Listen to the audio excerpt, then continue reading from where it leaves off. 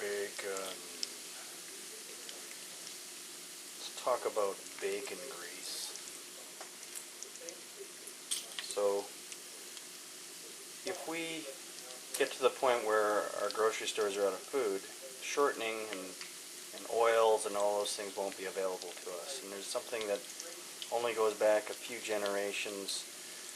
And go back a couple of generations, the people used to store on their stoves a can full of bacon grease. And I know bacon's a carcinogen. Anything that's involves black smoke is a cancer causer. But considering today's modern diet, stuff that we haven't done any research on that we're ingesting, almost any fast food restaurant,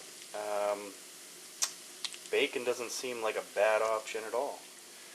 But let's talk about bacon fat, because bacon fat can become very critical.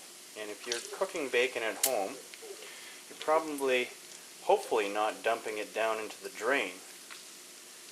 But let me get the bacon off here.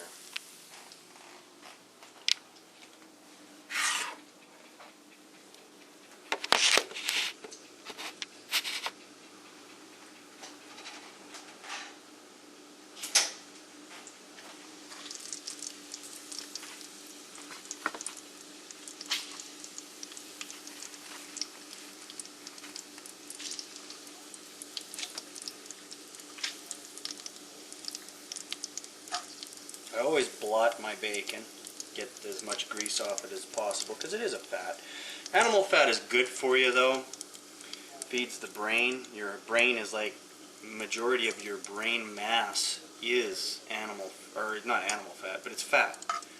So fat is in a lot of ways good. I think modern obesity is more an issue of toxins than fat consumption.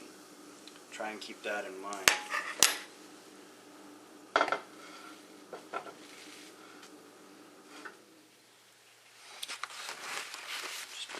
This.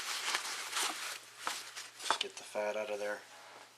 And you're just trying to avoid consuming as much fat as possible, right? You don't need to eat a lot of fat. But there we go. So here we have. That's all congealed bacon fat. Very important to keep that in mind. It's got the consistency, now that it's had a chance to congeal, of a lot of other different shortenings. And there are recipes online. I encourage you to look them up. In fact, a lot of people that are a little bit more old school when it comes to cooking prefer bacon fat because it's got a flavor, a very unique flavor and delicious flavor. But if you're cooking with cast iron, if we get into a situation where we need to definitely rely on oils to cook with, this may be one of your only options. And if you're eating bacon at home, and hopefully you're not dumping this stuff down into the drain, because if you're dumping it in the drain, it's eventually doing that, right? And even if you're renting, you're going to have some sewer issues at some point when this stuff congeals and plugs up your drain. So most people tend to dump it into something, a container like this or a tin can, but then they throw it out once it's full. What I'm going to try and encourage you to do is to save it. Save it, and I've got probably 10 jars of this now, and it's a backup for if you have no access to any other sort of shortening. You can bake with this stuff, but also if it goes rancid, and when bacon fat goes rancid, it's very obvious. You're not going to get halfway through a meal and discover that it's rotten. It's got a very nasty smell to it when it goes rancid. So you don't have to worry about eating rancid bacon fat. Once it goes rancid though, you can still hang on to it. And I'll tell you what. So let me just pour this in here.